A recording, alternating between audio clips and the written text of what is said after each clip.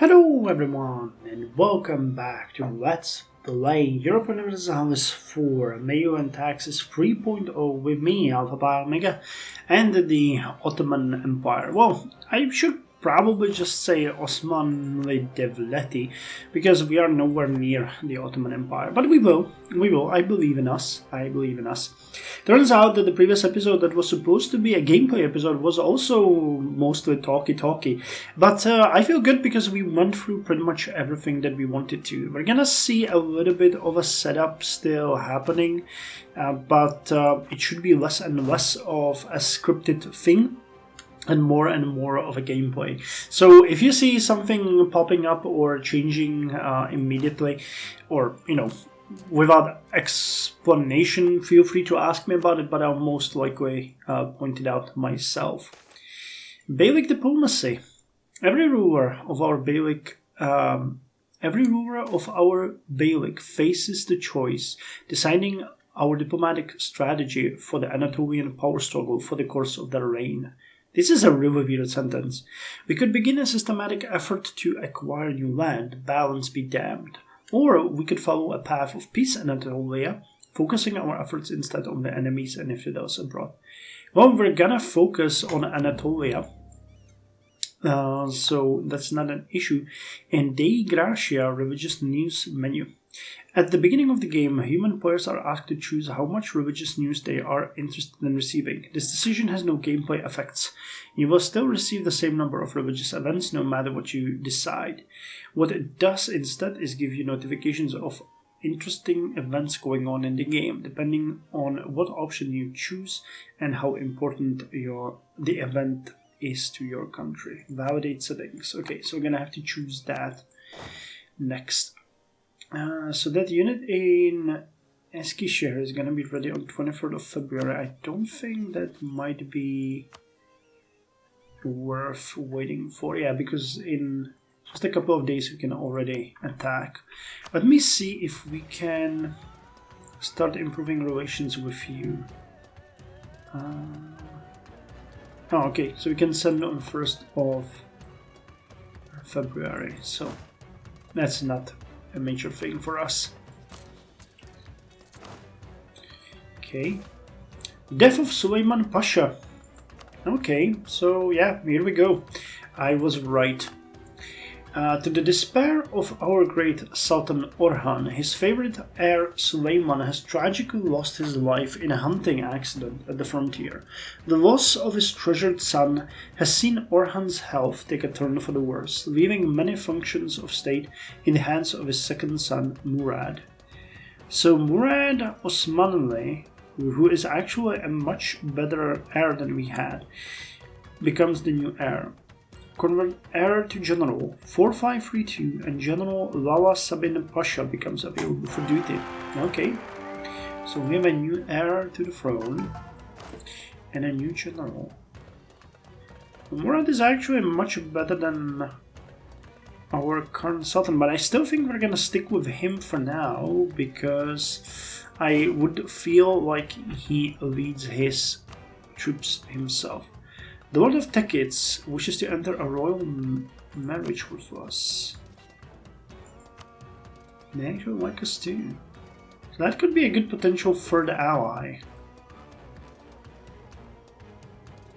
We can have free, right? Free relations. Yeah, okay, so let's do it. We're gonna go with Tekits as well. So that means I can actually send you a diplomat to improve relations with you, and it is alright. So we're not gonna wait for this last unit, we're gonna invade the Germanids immediately, because we don't want to wait for that. We still can't declare the war on them though. Okay, so now we could, I believe... Oh, come on game, I paused you. What are you doing? Okay, now we can declare war. Anyway, Investment Manager. Investment Manager is an amazing thing. It's one of the best things MEIOU and Taxes has created. You know that I mentioned that you can invest into the various areas of production in your provinces. You can elevate the production thus to new levels. But it's not as simple. It is not like you come to Bursa and say, well, you guys over here produce, I don't know, a lot of salt, sea salt. So I'm gonna throw a bajillion of ducats at you and you will now produce more. No, there is a careful balance between your labor, your output, the potential trade, and the demand.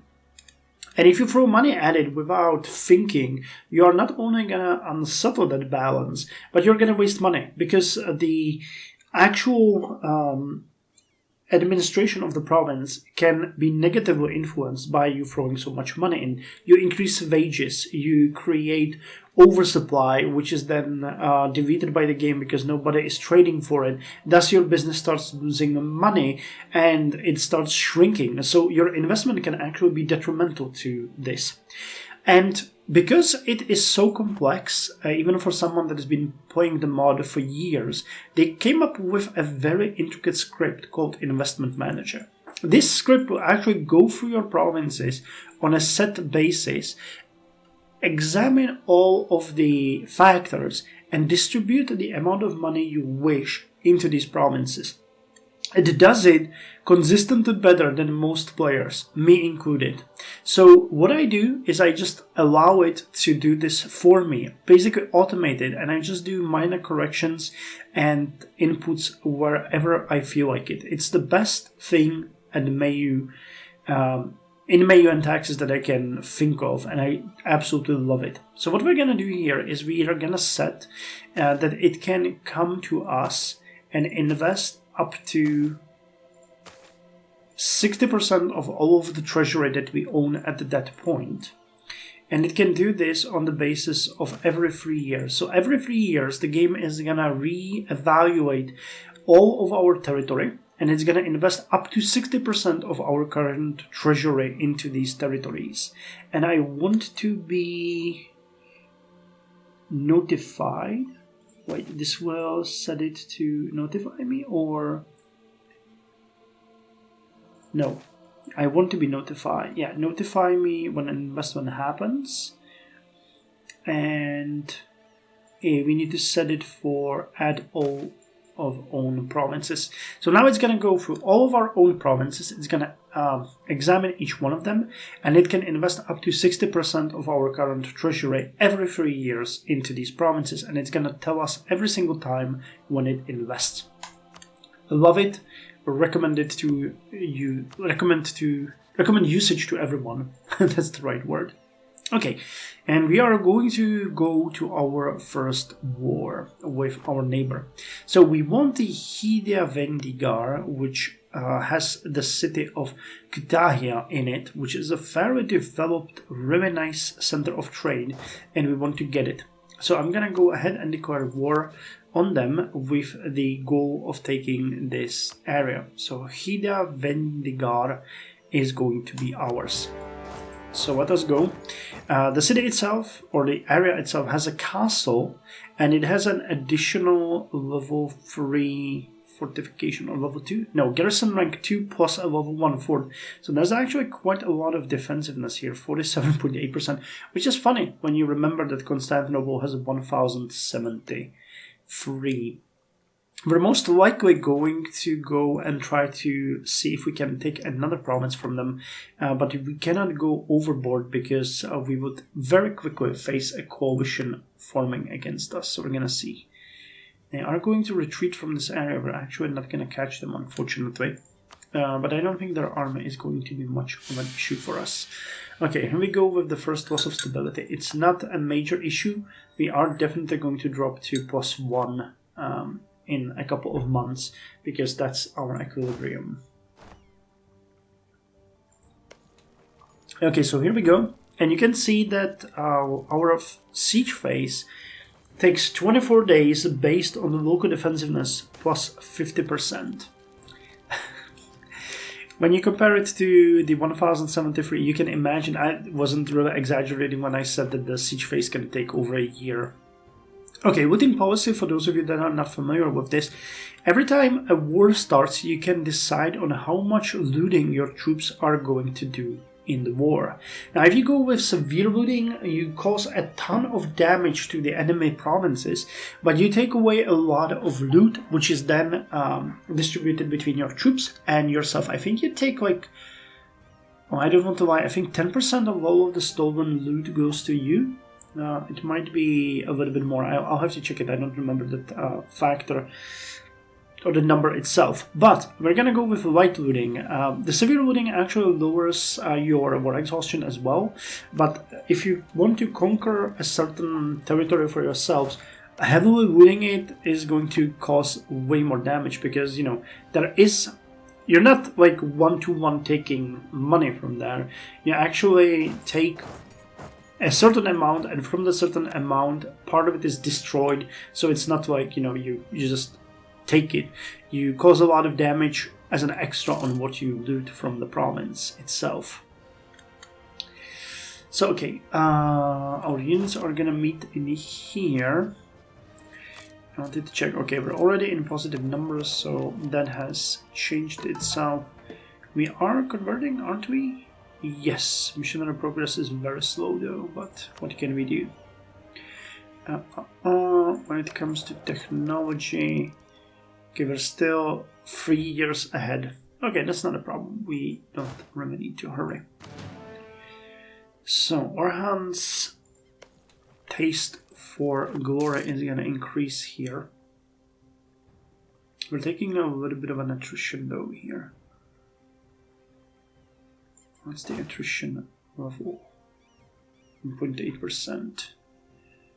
That's not a major issue. 252 men. We have a lot of manpower, but you can here we go. You can immediately start seeing the war deaths on your actual populace. So we're taking attrition, our provinces are actually going to lose the men that we lost to attrition. So here we lost like 67 men, or 0.067 thousand, so that's 67. Mamluks declared war on Kilikia. Interesting. Let me see the Black Death here in Liguria. Wow, they actually have at war. Okay, and they have Black Death as well. Already nearly 6,000 people died here, and the plague is most likely spreading. Yep. Bubonic plague. 1,000 people died here. It didn't spread here. It seems to be not spreading that fast. Okay, here 10,000 people died. 7,000 people died.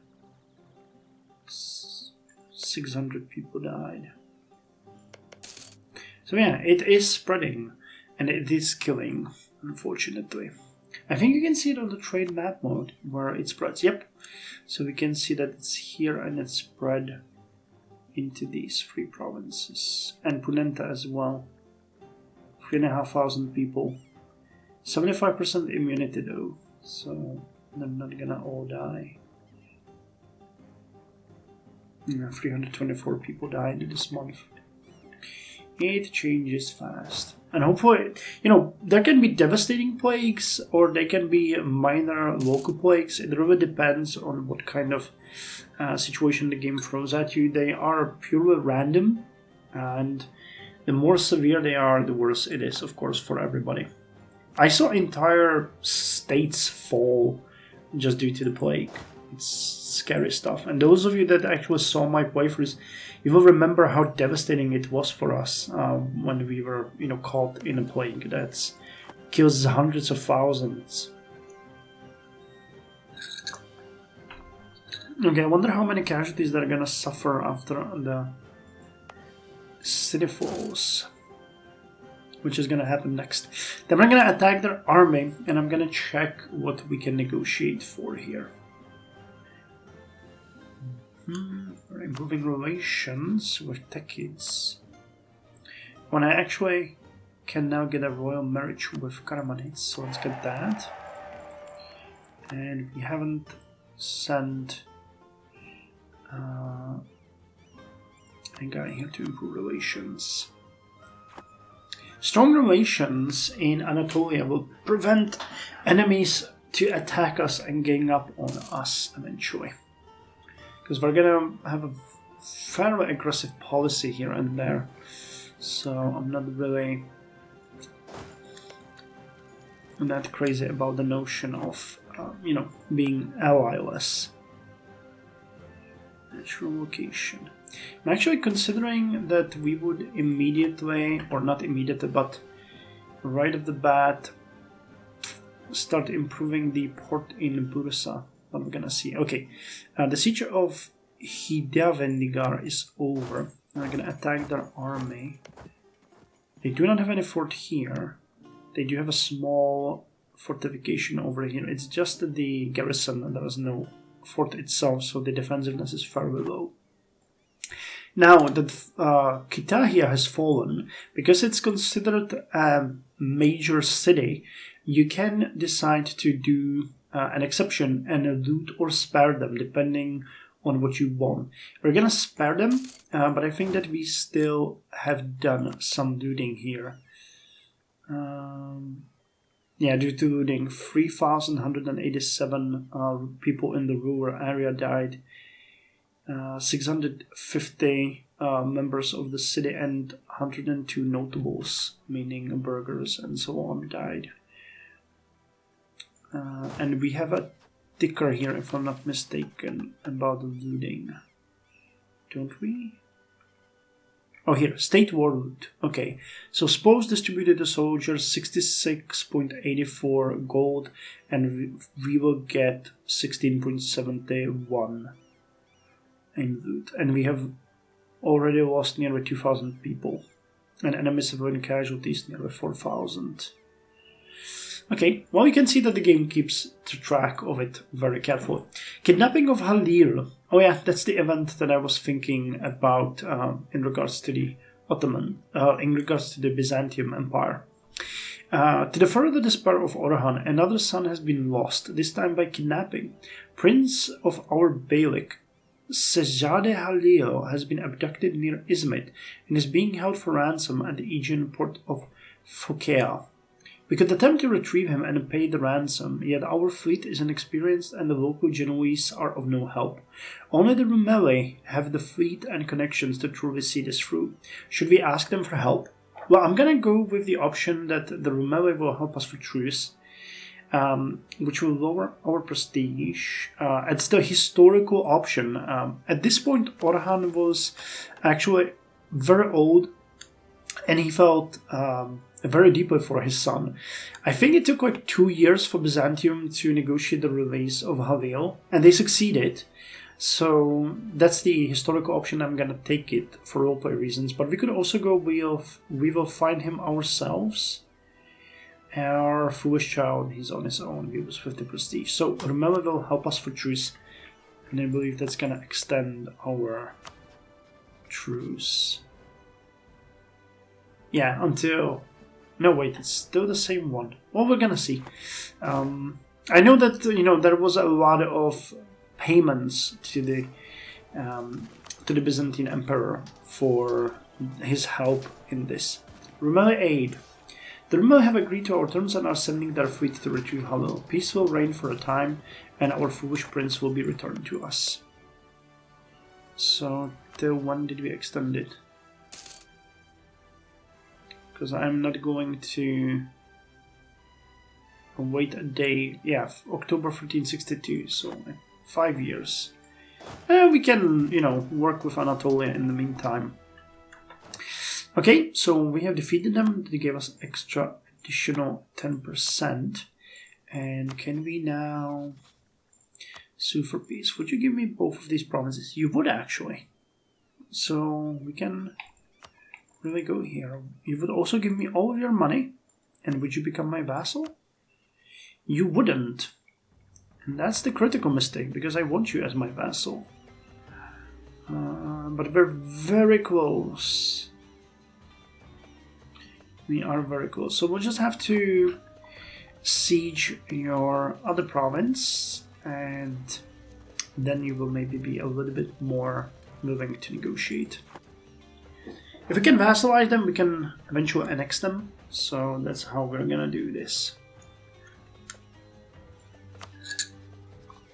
So it would be great to sign an alliance now with you, but because we are at war, you won't accept that. Okay, tickets. Karaman, okay, they like us now. We need to work on our relations significantly. We're gonna get a huge penalty to relations for the annexation here. Food shortage. We're actually pretty lucky here.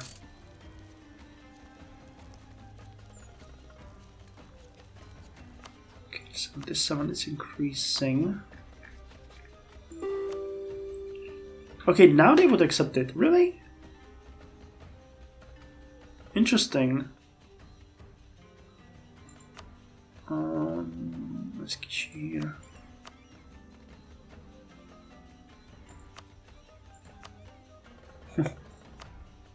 Well, anything else that we might want from them? Not really. So there's no point in continuing. Peace offer from Germanians. They will cede. They will become a tributary. They will give us 80 gold. No. Okay, but I don't have a diplomat to send. I'm wondering whether or not it's worth to continue the siege. We might just cause a lot of damage to them and to ourselves. Okay, never mind. Let's just pull out our diplomat from Tekids. We're gonna send him there soon enough again, but now we're gonna sign the peace treaty. That was fast. So Germanics will cede 2 of their provinces to us, and they will become our vassal. They will pay us 80 gold. We're gonna get a little bit of inflation, but we're gonna get a prestige, and we're gonna be happy. And it gives us 42 aggressive expansion penalty with 203 countries. Okay, well, not great. What's the relations now? Well, that was a bit more of a hit than I expected, but okay, we have to. Okay, let's immediately core these areas, and you have a high liberty desire. So we can fix that by improving relations with you as well. So you're gonna move back to Brussa, and you're gonna start drilling. 14. We still don't have any navy. Results of the war. So we spent 37 gold during the war, lost 0 to our enemies. We lost 2,658 men, but no civilian casualties. We have looted 83.56 ducats of wealth, and 16 was handed to us. So basically we spent about 20 gold on this entire adventure. So I'm gonna start drilling here, and we don't have rivals. Okay, I'll take Naples and I'll take Mamluks. I mean, I'll take Tunis. Tunis is further away. I don't really want to play with Mamluks right now. If anything, I would like them to be my friends eventually. Okay, so let us improve relations with our new vassal. The first one. And I think this will allow us to get this one. No. Oh, we need administrative technology at least 30. Okay. Never mind then. So drilling it is. We have too many diplomatic relations. Well, it happens. It happens. We'll just have to pay a little bit for it. But it's fine. It's not a major issue for us. And here we go with the 1st of January 1358. These updates are always long. So I apologize, the game might seem like it crashed. I hope it's recording as a white screen and nothing else. Okay, now we go. Burden of taxation. So how much are we paying? 19.72 administrative power, 23.88 diplomatic power, and 28.87 military power. It is what it is. We have to pay for it. It is the demand of the ruling of a nation. So now let us actually look at the possibility of increasing the harbor in Bursa. Okay, and we need to remove this. Hold on. I need to select only one province. Okay, switch.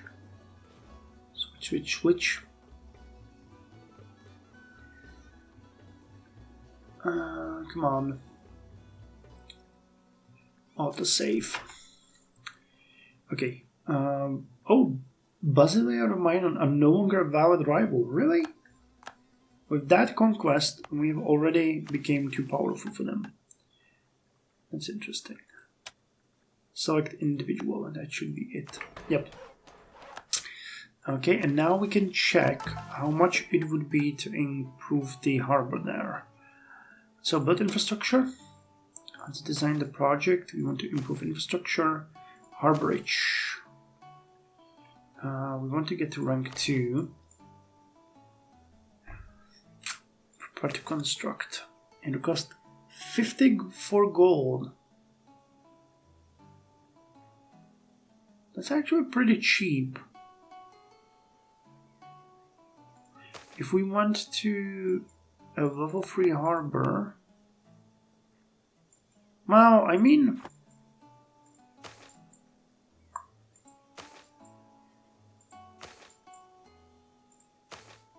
okay, that would be 570. So that is quite a big step up. So let's actually design it and go with level 2. Okay, it's 54 gold, so we're gonna go with that.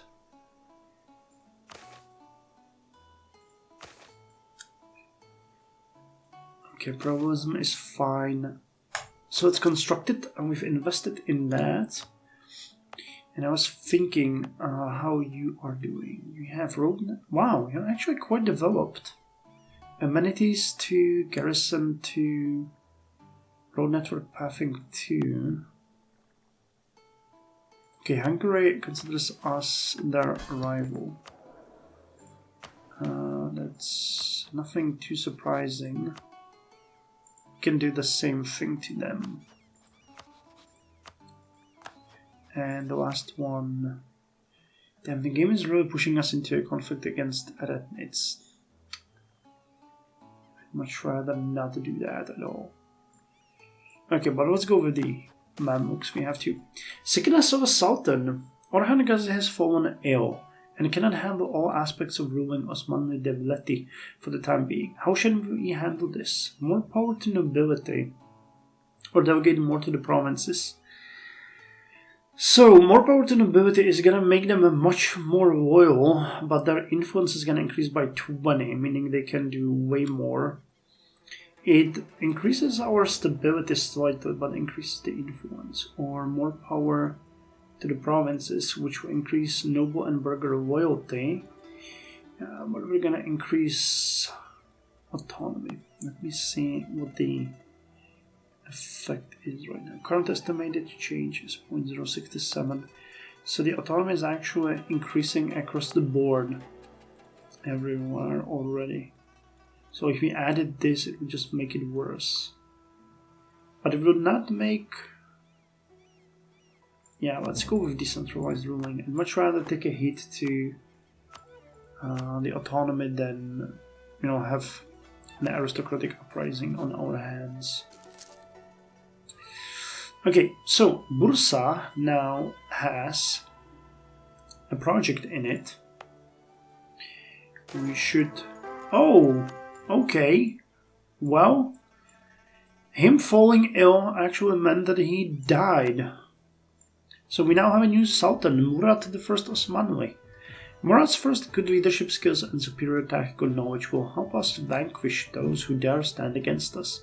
Our nation is in mourning over the loss of our previous monarch, Orhan Ghazi Osmanli. He died while the army was camped in Bursa. Our religious minorities will mourn the passing of someone of his great tolerant nature. Did I forget to pause it? Okay. And basic diplomacy. We're gonna still go with Anatolia is ours. And faction alignment. Well, this is the one that I actually talked about. With the new leadership comes a time to reconsider our governance and those we've placed in prominent positions of power. Our current advisors could continue their service to Murad I and thus preserve stability and order. It may be beneficial, however, to take this opportunity to realign ourselves with a new power block and reshape our government moving forward. So we can continue with the current leadership, but that hurts our relations with everyone and takes away part of our stability. Or we can begin a new alignment, which means that we sack our current advisors, we lose a little bit of progress towards stability, effectively meaning we lose stability, and we get a new alignment happen. We can align with aristocrats, metropolitan, spiritual chiefs, or align with bureaucrats. One Alderman, High Judge. Let's align with bureaucrats, because I like the High Judge option. Where is he? Here. He's gonna lower our monetary autonomy and increases bureaucratic influence and decreases. Wait, what are you talking about? Yeah, we're gonna get him. We're gonna promote him even. And here we're gonna get... we need extra diplomatic relation, honestly. So, improve relations, diplomatic relations. You are actually pretty good and we don't have to promote you. Part of the clergy. So let's get you. And here... No, okay, you lower the technology cost. You're a nomad. That's interesting, but we need a lowered cost for sure. Okay, so we're now getting way more power, and we're actually lowering the autonomy slightly, which is good. And we shouldn't have any issue with the current amount of diplomatic relations. Nope. Oh, we actually removed those as well because we have a new... Yeah, we have a new person. Okay, so wait. Where do we have the diplomats? We need to start replenishing our relations. We get Zainab as our consort. I did it. She's not great, but she's 23, so she should be able to give us a child soon. But the mechanics for the Ottomans work actually quite differently. You don't really need... you don't need an actual child being born. You can designate your heirs, because the Sultans had huge harems, and in those harems you pretty much always found dozens of sons. This is in part what hurt the Ottomans so much eventually, because they changed this to sort of a gerontocracy, hereditary rule. I guess the oldest and most powerful got to the throne, but they were usually weak of mind and weak of body eventually. And it was a little bit of an issue for them down the line. In the beginning, the strongest one got, but as the concubines got more power, it was, a mess, which is connected directly to the downfall of the Ottoman Empire eventually. So wait, I can proclaim a guarantee on you, which I will. We need to improve relations with these guys. You're also our friends, so let's proclaim guarantee on you too. And I didn't assign... Yep, I forgot to assign a leader here. And stop drilling. Well, a little mistake. How was the EUIVs and EUIVs tickets? They would accept the vassalization. Must have an alliance or guarantee. So let's put a guarantee on them and they would accept vassalization from us.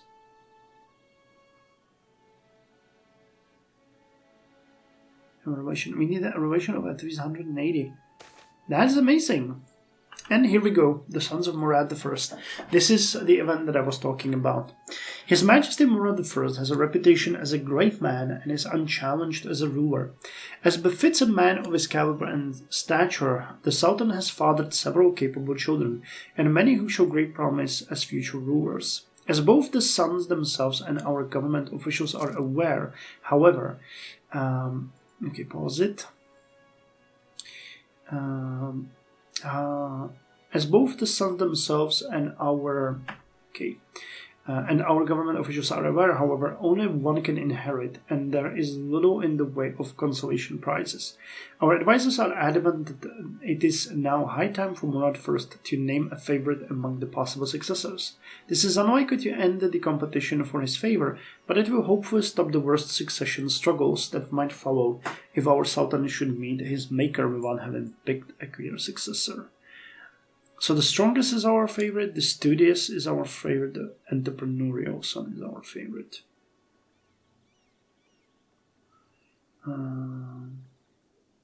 But considering you are a great conqueror, so the strongest would be your favorite, and that is definitely not the strongest one. I mean, he might be, but well, we're gonna call him Mehmet. That is fine. And let me just look at this. Is it even possible to have that high relations of you approved? Royal marriage. They would accept an alliance, but we need at least 80. Okay, well, it's gonna happen. Steer trade.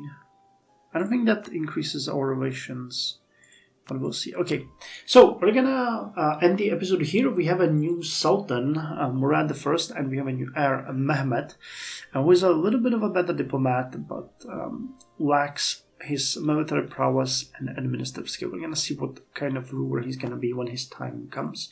We're gonna work on getting Karamanids as our ally. We're gonna work on getting Aydinids as our ally, and we're gonna take decades and try to vassalize them, peacefully. If that's possible, that would be even better. Oh, and before I forget, because I'm gonna forget about this later on, as we no longer have a tolerant ruler, we can go and enforce religious law, which is gonna make the conversions much, much faster. Yeah, their power is now 5.2, which is much, much better. So anyway, thank you very much. See you in the next episode.